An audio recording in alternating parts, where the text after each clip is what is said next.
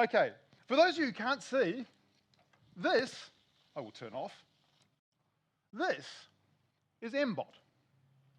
This is a robot built by my 8-year-old daughter.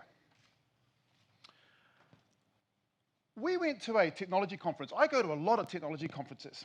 We went to a technology conference, and this one, it had a family-friendly notation to it. I thought, that's a bit strange. So I decided we'll take my daughter along to it and go to this event.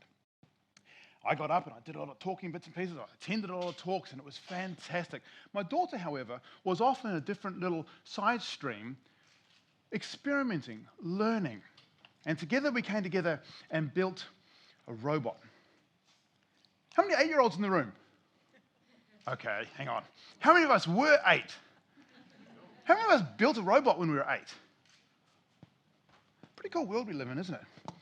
Here's a picture of my daughter building it, screwing it together, testing the sensors on the front to make sure, because he's semi-autonomous. I mean, he'll run around and do bits and pieces and drive off the stage.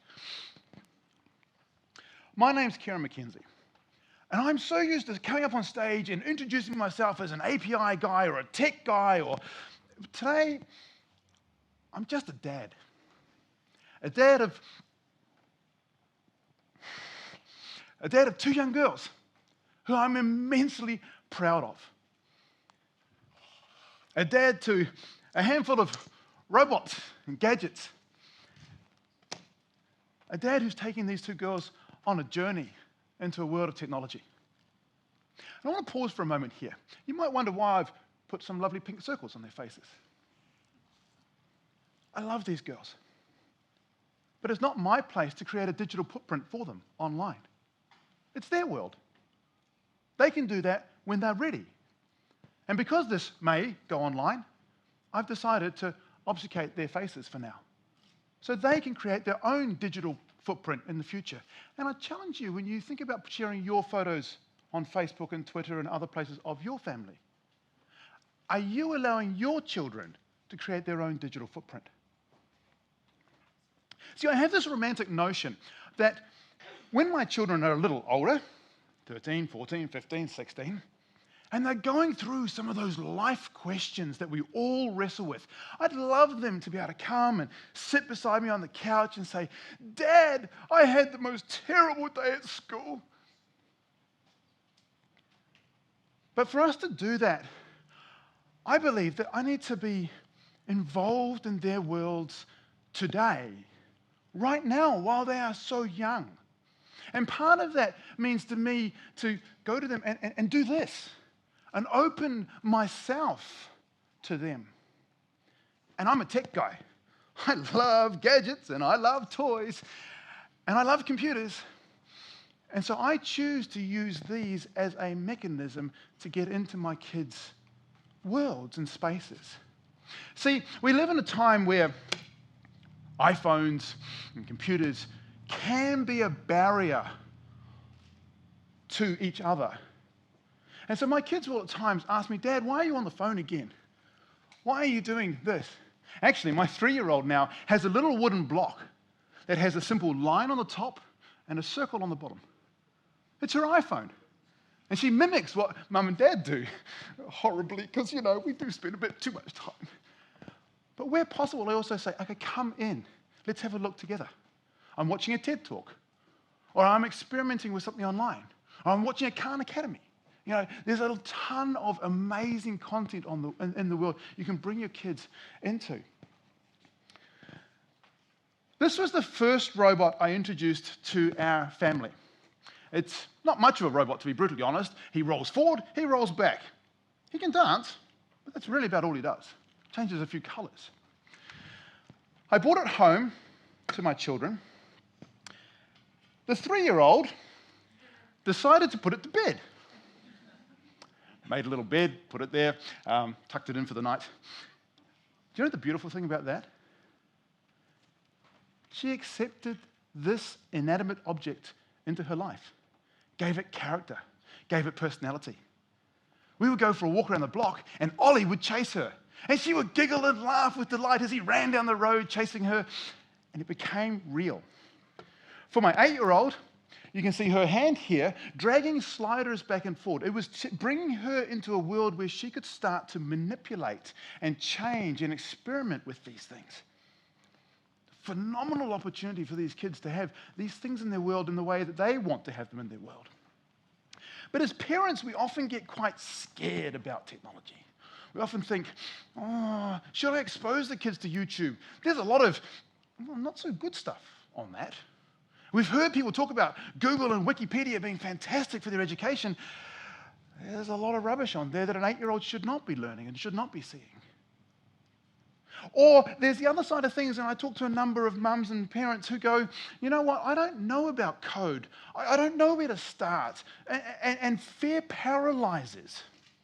It stops us doing some stuff. We end up saying this, I don't know, so therefore I won't.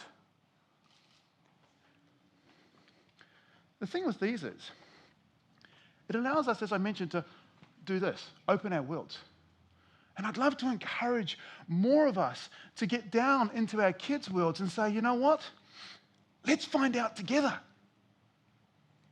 Let's have permission to get it wrong or to make some mistakes. Let's empower our kids to fail so that they can learn, so that they can try again, so they can step up into this world. And I think technology, for me, is a phenomenal way of being able to do that. Because it also starts to foster them discovering on their own. Kids are always wanting to explore and get into things. So let me tell you a story about Sphero. So we had Ollie in the house already, and my daughter already understood that she could start to interact with this. I travel a lot for work. I was out on the road, and this box arrived at home, and I got a phone call from my daughter. She said, Dad, this box arrived with your name on it. Can I open it? Sure, go for it. I knew what was in it. She said, Sphero's arrived. I said, fantastic. Take him out of the box. Charge him. Get him going. Really, Dad? Yeah, go for it. Why not? I said, there's one condition. She said, what's that, Dad? I said, I want you, when I come home, to show me that you've got Sphero drawing a square. Roll forward, turn, roll this way, turn, roll backwards. He can change colours on each corner. So I'd like 4 different sides, 4 different colours. And she said, oh, Dad, do I have to? And my brain went, that's it. I've pushed it too hard. She doesn't want technology anymore. She wants to move away from it, which, by the way, is absolutely fine. On the flip side, she said, that's too easy. I want to do this, and I want to do that. And I was like, oh, really? Let's please start with the basics. So I went off, and I came home. And to my delight, yes, she had Sphero rolling around in a square, changing colours, and not a single line of code. I said, okay, well, that's really cool. But Dad, that's not all that I've done. Check this out, she says, with great delight. She opens another little program on the app and pushes a button, and Sphero runs along the floor and hits the wall. Well, when was the last time you ran into a wall? Because I'm pretty sure that hurts. And so she got him to express emotion by changing colour. And of course, we represent pain with red. So hit the wall, and he turned red. And I went, wow, that's really cool. You've learnt to program something by dragging some stuff around, but you've also learnt if something happens, if I've detected a collision, I want to do something else. That's a fundamental concept of computer programming. That's a fundamental concept of logic. It's a fundamental logic of learning. I said, okay, well, that's kind of cool. What else can we do? Now, at home, I've also got smart lights, the Philips smart lights. And using an app on the iPad, we can have Sphero roll along the floor, and we can just drag the lights into the same script. And all of a sudden, the lights can change colour as well. So Sphero comes along, he hits the wall, he emotes pain by going red, and the house responds by almost going, ouch, and the lights turn red. This is an 8-year-old child. An 8-year-old child taking 2 completely inanimate things and having them respond to each other, effectively telling a story. She's learning and using computer programming or computer concept languages like I've got here on the screen, simply by dragging blocks around. She's learning the idea of speed and headings and colours. she's not learning. She's just having fun. She's just goofing off. And I love that. Because what it's meant for us is that we've been able to sit down and start to explore, what do you think might happen? How are you going to explore that? What did happen? What have you learned? We live in a world where what used to be incredibly complex is now becoming much, much simpler. I mean, think about that. A lighting system and a plastic robotic ball, oh, he's red, talking to each other. Think about kids and code. Parents often say, should my kids learn to code? Should they be doing this sort of stuff? Or I don't know how to get them into this coding thing.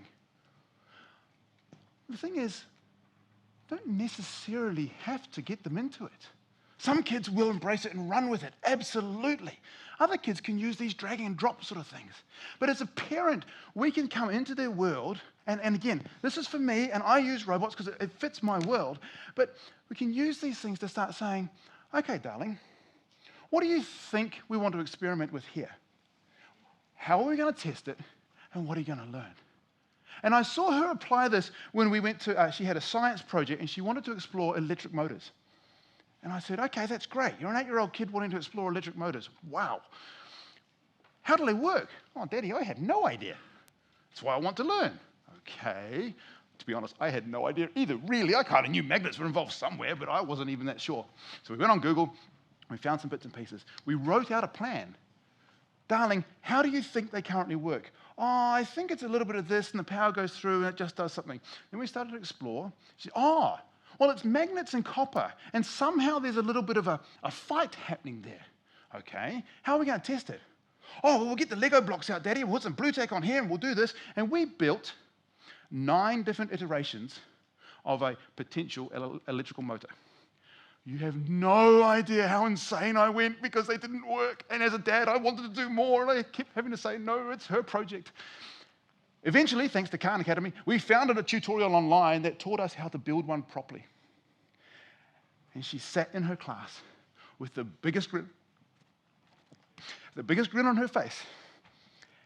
And she spun up the motor, and it sat there and it spun, and it ran, and a little paper fan on the end. I mean, it seriously didn't do anything other than a little fan. But she'd gone through that process. What do I want to learn? How do I want to learn it? How am I going to test it? And in computer science world, we call that an agile methodology. But you can apply that same concept to anywhere, anything they want to go to. Explore this world. And so my challenge is, as parents, how do we become more present in our kids' lives? Embracing the world around us, the technology, the toys. Or, and I have a garage full of great tools, how do I let her play with those? How do I encourage her to climb a tree? How do I encourage her to plant a garden? What are the tools that we do in that space? How do we ask those questions to remain present in our kids' lives today so that they remain present in our lives tomorrow? Alrighty, let's see if I can get this robot to drive off the stage this time rather than, and I mean, let's see what happens. Okay, off you go. No, not the... Well, that worked. Thanks.